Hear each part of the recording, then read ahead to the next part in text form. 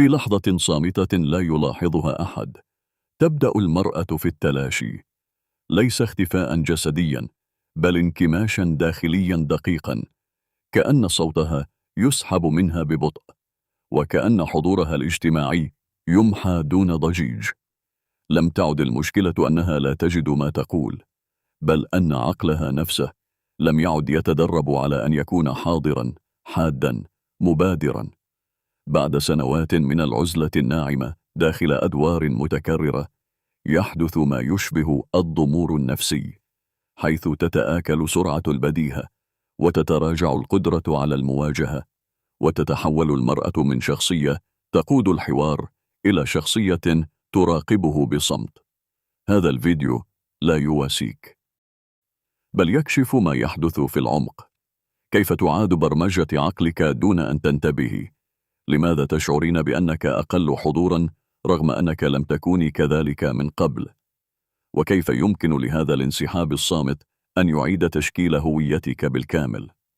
الأهم من ذلك، ستفهمين بدقة كيف تستعيدين سيطرتك الذهنية، كيف تعيدين بناء حضورك الاجتماعي من جديد، وكيف تتحولين من حالة التردد إلى حالة الهيمنة الهادئة في أي تفاعل. إذا شعرت يوماً أنك لم تعودي كما كنت، فهذه ليست النهاية، بل هذه هي اللحظة التي يبدأ فيها الوعي الحقيقي. حين تتباطأ كلماتك في منتصف جملة بسيطة، وحين تبحثين عن رد كان يأتيك يوما بلمحة حدس، فهذه ليست لحظة عابرة، إنها إشارة دقيقة إلى أن عقلك أعاد ترتيب أولوياته دون أن يستأذنك.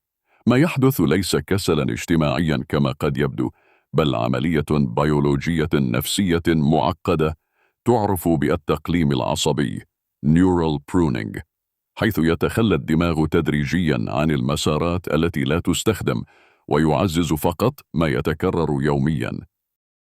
وعندما تصبح أغلب تفاعلاتك محصورة في نطاق محدود، مهام منزلية، حوارات متوقعة، إيقاع يومي ثابت، فإن عقلك يتقن هذا النمط على حساب أنماط أخرى أكثر تعقيدا، كالمواجهة والإقناع والرد السريع.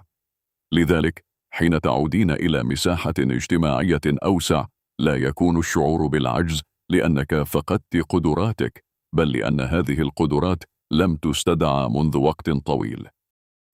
ومع مرور الوقت لا يتوقف الأمر عند حدود المهارة، بل يتسلل إلى بنية الهوية نفسها. تتحول الأولويات من كيف أعبر عن نفسي إلى كيف أدير احتياجات الآخرين، ويحدث انزلاق داخلي هادئ يجعل صوتك أقل حضورا، ليس لأنك لا تملكين رأيا، بل لأنك اعتدت تأجيله. هذه الظاهرة ترتبط بما يعرف بتآكل الهوية Identity Erosion، حيث تتراجع ملامح الذات المستقلة تدريجيا أمام الأدوار المفروضة بالروتين. وفي هذه المرحلة قد تبدو الحياة مستقرة من الخارج، لكنها في الداخل تعيد تشكيلك بطريقة تقلل من حدتك النفسية وتضعف قدرتك على فرض حدودك. ثم تأتي لحظة الاحتكاك، لقاء اجتماعي، نقاش عابر، موقف يحتاج إلى حضور ذهني كامل، فتظهر الفجوة بوضوح. الأفكار موجودة لكنها لا تصطف بالسرعة الكافية، الكلمات حاضرة لكنها لا تخرج بثقة، ويبدأ العقل في إرسال إشارات قلق خفية تتصاعد أحيانا إلى ما يعرف بالقلق الاجتماعي Social Anxiety، وهو ليس خوفا من الناس بقدر ما هو فقدان مؤقت للشعور بالسيطرة داخل التفاعل. هنا يبدأ العقل في المبالغة في تقييم كل كلمة، كل نظرة، كل صمت، فتتحول أبسط المحادثات إلى عبء ذهني ثقيل، ويترسخ إحساس داخلي بأنك أقل، رغم أن الحقيقة أنك فقط خارج منطقة التدريب. وفي عمق هذه التجربة يتسلل شعور أكثر خفاء، إحساس بأنك لا تنتمين إلى النسخة التي كنت عليها من قبل، وكأن هناك مسافة بينك وبين ذاتك القديمة. هذا الإحساس يرتبط بما يسميه علماء النفس متلازمة المحتال imposter syndrome، حيث تشعرين بأن أي محاولة للعودة أو الظهور ستكون مكشوفة أو غير أصيلة، رغم أن كل ما في الأمر هو أن جهازك النفسي يحتاج إلى إعادة تفعيل، لا إلى إعادة اختراع. الدراسات الحديثة بدأت تتعامل مع هذه الظاهرة بجدية أكبر، ليس بوصفها حالة فردية، بل كنمط متكرر في البيئات التي تقل فيها المحفزات الاجتماعية المعقدة. وفي دراسة منشورة في مجلة American Psychological Association APA، تم توضيح كيف أن تقليل التنوع في التفاعلات اليومية يؤدي إلى انخفاض في المرونة المعرفية، وهي القدرة على التنقل السريع بين الأفكار والردود، وهو ما يفسر الشعور بالبطء أو الضبابية أثناء الحوار بعد فترات العزلة. هذا لا يعني أن الدماغ يتدهور، بل يعني أنه يتكيف مع ما يطلب منه فقط. لكن الموصل الحقيقي هنا هو الفهم. ما دمت تدركين أن ما يحدث هو نتيجة تكيف، فأنت تملكين مفتاح عكسه. استعادة الحضور الذهني لا تبدأ بمحاولة الظهور بشكل جيد، بل بإعادة تعريض العقل تدريجيا لمواقف تتطلب منه أن يعمل بكامل طاقته. أول خطوة دقيقة هي كسر النمط المغلق، ليس بشكل صادم، بل بتدرج ذكي. محادثات قصيرة لكنها متنوعة، آراء تقال حتى لو لم تكن مثالية، تفاعلات تخرجك قليلا من منطقة التوقع. في البداية قد تشعرين بثقل بسيط، لكن هذا الثقل هو بالضبط ما يعيد تنشيط المسارات التي خمدت.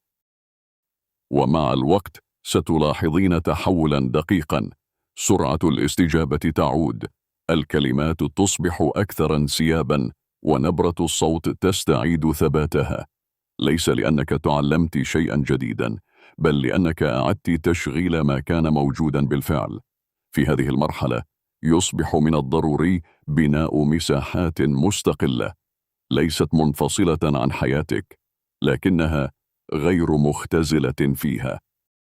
مساحة تفكرين فيها، تعبرين، تتفاعلين دون أن تكوني في دور محدد. هذه المساحات تعمل كصيانة نفسية مستمرة، تمنع تكرار نفس الحلقة. ومع التقدم ستدركين أن القوة الحقيقية لا تكمن في العودة إلى ما كنت عليه، بل في بناء نسخة أكثر وعيا بذاتها، تعرف متى تتكلم ومتى تصمت ومتى تفرض حضورها دون ضجيج. هذا النوع من الحضور لا يعتمد على كثرة الكلام، بل على جودة الإدراك، وعلى القدرة على قراءة الموقف والتفاعل معه بثقة هادئة. وهنا يتحول ما كان ينظر إليه كضعف إلى نقطة قوة، لأنك مررت بمرحلة الفقد، أصبحت أكثر تقديرا لما تملكينه الآن.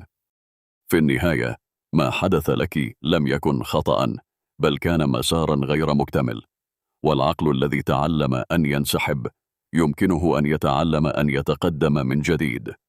الفارق الوحيد هو أنك الآن أكثر وعيا، أكثر إدراكا لما يجري في داخلك، وأكثر قدرة على إعادة توجيه هذا المسار. وهذا بحد ذاته ليس مجرد تعاف، بل ترقية حقيقية في وعيك النفسي، تنعكس في كل كلمة تقولينها، وكل موقف تدخلينه، وكل حضور تفرضينه دون أن تطلبي الإذن. ومع هذا التحول التدريجي تبدأ مرحلة أكثر دقة وعمقا، مرحلة لا تتعلق فقط باستعادة المهارات، بل بإعادة بناء طريقة التفكير نفسها. لأن المشكلة الحقيقية لم تكن في فقدان الكلمات، بل في فقدان الجرأة على استخدامها. هنا يظهر نمط خفي يعيد تشكيل سلوكك دون أن تشعري، وهو ما يمكن تسميته بالعجز المتعلم learned helplessness.